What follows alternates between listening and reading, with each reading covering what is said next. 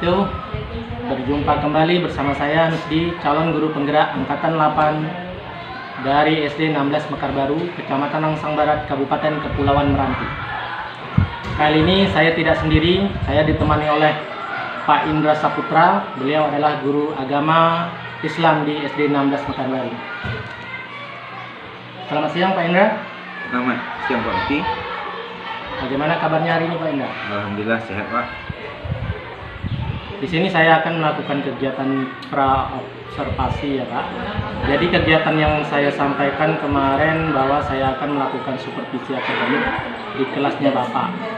Nah, supervisi akademik ini bertujuan untuk membantu Pak Indra nanti dalam pengembangan meningkatkan kompetensi Pak Indra yang berkaitan dengan kompetensi mengajar Pak Indra ya.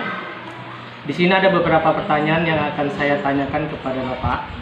Yang pertama berkaitan dengan tujuan. Kira-kira tujuan pembelajaran yang ingin Bapak capai adalah seperti apa?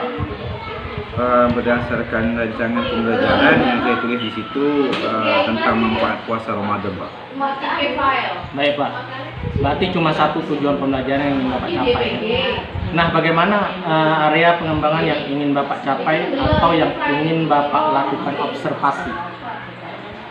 Baik Pak, kalau area pengembangan saya akan melakukan dua cara, yaitu di pengetahuan dan keterampilan. Kalau di pengetahuan, siswa mampu menyebutkan manfaat ibadah puasa di bulan Ramadan, kemudian ibadah-ibadah sunnah yang mengiringi ibadah puasa Ramadan tersebut. Kemudian kalau area keterampilan, siswa mampu menulis rangkuman begitunya Pak. Oke. Jadi area pengembangan yang ingin dicapai adalah bagian aspek pengetahuan dan aspek keterampilan pada siswa ya Pak.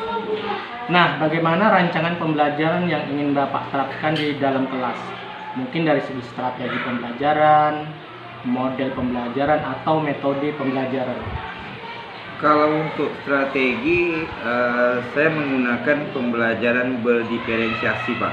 Ini berdasarkan kesiapan belajar siswa, diintegrasikan dengan pembelajaran sosial dan emosional. Kemudian saya akan melakukan pembagian kelompok sesuai dengan keterampilan dan kemampuan siswa masing-masing. Berarti PBL ya Pak? Iya, pembelajaran PBL. Baik Pak, jadi rencana yang ingin Bapak terapkan di dalam kelas menggunakan strategi pembelajaran berdiferensiasi yang diintegrasikan dengan pembelajaran sosial dan emosional atau model PBL dan juga metode diskusi kelompok. Kemudian penugasan dan juga tanya jawab ya Pak ya? Iya Pak. Nah, bagaimana media pembelajaran yang akan Bapak gunakan di dalam kelas?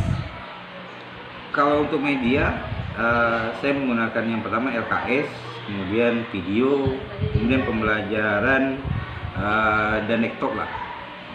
Baik Pak, kira-kira kapan mau melakukan kegiatan pembelajaran tersebut? Di hari apa, di kelas berapa, dan juga di jam berapa? Kebetulan di hari Rabu saya ada jam, di jam pertama untuk kelas 5. Insya Allah di hari Rabu di kelas 5 jam pertama Pak. Iya Pak. Jadi pada hari Rabu nanti saya akan datang ke kelas Bapak.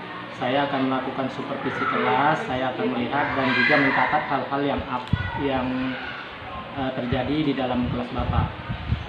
Baik Pak. Nah, nanti setelah Bapak melakukan kegiatan observasi atau pembelajaran di dalam kelas, kita adakan percakapan yang terakhir ya Pak, yaitu percakapan pasca observasi yang nanti akan didampingi juga oleh pengajar praktek saya Pak ya Pak? Iya Pak. Sebelum kita akhir percakapan kita hari ini Pak, kira-kira apa yang Bapak dapat dari hasil percakapan kita? Saya dapat gambaran tentang media apa yang akan saya gunakan ketika melaksanakan pembelajaran nanti Pak. Baik Pak. Terima kasih Pak atas waktunya dan sudah bersedia berbincang-bincang dengan saya di percakapan pra-observasi. Sampai bertemu di kegiatan observasi kelas hari Rabu ya Pak. Iya. Insyaallah Pak. Demikian percakapan kita hari ini. Sampai bertemu di kegiatan observasi kelas dan juga percakapan pasca observasi. Wassalamualaikum warahmatullahi wabarakatuh. Waalaikumsalam warahmatullahi wabarakatuh.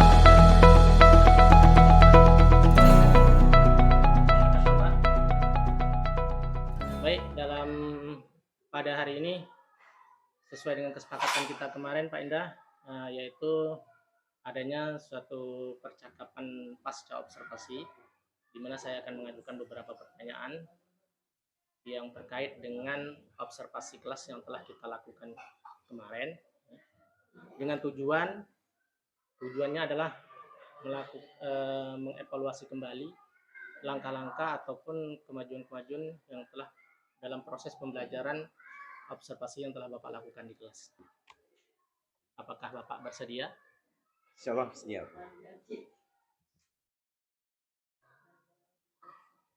Baik Pak, dalam pertanyaan pertama, bagaimana perasaan Bapak terkait jalannya observasi yang telah Bapak lakukan sebelumnya? Untuk observasi Pak, alhamdulillah saya merasa senang karena dengan adanya observasi mungkin saya lebih bisa mempelajari di mana kelebihan dan kekurangan selama saya berada di kelas. Nah, itu Pak ya. Berarti Bapak merasa senang dengan observasi yang telah saya lakukan, kemudian bisa lebih mengetahui Pak ya. Bisakah Bapak menceritakan kembali area pengembangan yang Bapak lakukan di dalam kelas? Contohnya hal-hal yang berupa atau tahapan yang Bapak lakukan untuk observasi. Tentunya untuk tahapan yang pertama saya tentu paling tidak saya berkoordinasi dengan kepala sekolah, terutama baik itu dalam pembuatan perangkat pembelajaran. Kemudian saya juga membuat media-media pembelajaran untuk mendukung pembelajaran di kelas agar proses pembelajaran yang saya laksanakan ini bisa berjalan dengan baik dan benar. Berarti Bapak dalam tahapan itu tadi Bapak telah membuat sejenis RPP ya semacamnya Pak ya? Iya Pak. Berarti menurut Bapak sejauh mana area pengembangan yang sudah Bapak lakukan tadi itu sudah tersampaikan atau sudah Bapak lakukan apa belum di dalam observasi tersebut? Kalau dikasih rentang mungkin dari 1 sampai 10, mungkin saya berada di titik 7 sampai 8, insyaallah Pak. Gitu ya? Iya. Berarti rentang itu Bapak udah merasa puas Pak? Iya. Kira-kira apa yang kendala Bapak dalam proses observasi itu tadi sehingga Bapak hanya bisa memfokuskan pada rentang 7 itu Pak? Terutama kalau masalah kelebihan dan kekurangan ya Pak. Iya. Salah satunya ini memang yang kurang mendukung dari segi sapras Pak, terutama di sekolah kami ini mungkin bisa dimaklumi dari segi sapras ini salah satunya mungkin jaringan internetnya agak susah, kemudian jaringan listrik juga kadang sering mati. Apabila kita lagi menggunakan media tiba-tiba listrik mati, kemudian pelajaran mungkin terganggu Pak. Salah satunya itu.